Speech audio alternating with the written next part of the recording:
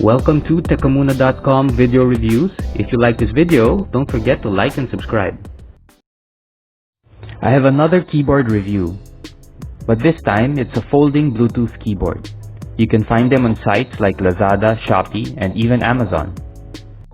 You'll see that it comes from different brands, but they're all the same and probably just come from one manufacturer. One of the reasons I decided to get this keyboard, aside from the fact that it folds, is that it includes a trackpad. Another reason was that ever since Apple updated their iPad OS to support mouse input, the idea of using an iPad like a laptop really intrigued me, and Apple's original keyboard was just too expensive. First, let's look at the design. It's small and light, and you can easily fit it in almost any bag.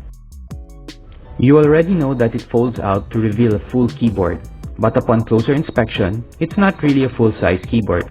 If you compare it to a real full-size keyboard, you will notice that the keys are a little bit smaller. Also, because of the folding design, they had to compromise on some of the keys. If you look closely at the T, F, and V keys, you will notice that they are smaller than the rest, which I think is the biggest problem with this keyboard, but we'll get to that later. Let's do the positives first. The build quality, while not the best, is acceptable considering the price. The keys have a good amount of travel and feedback. There are buttons specific for iOS, Android, and Windows, as well as dedicated media shortcut keys. Bluetooth pairing is simple. All you need to do is press and hold the pairing button and then input the code. It uses a micro USB charging port and the battery will last you the whole day.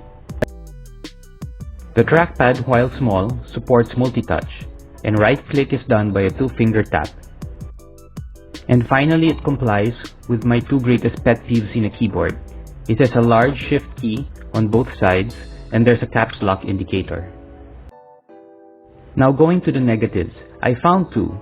The trackpad works well when it does, but for some reason, it sometimes jumps all over the place. Fortunately, it works more often than it doesn't. Lastly, and this could be the deal breaker, I just couldn't get used to the smaller T, F, and V keys. I kept making typing errors. Maybe you could train yourself to get used to it, but since this is not meant to be your primary keyboard, you would always have to adjust to it every time. I really wanted to like this keyboard, but I would gladly trade portability for larger, evenly spaced keys. Perhaps in the next version they can improve on this problem. Well, that was my review of this folding Bluetooth keyboard. If you like this video, don't forget to like and subscribe.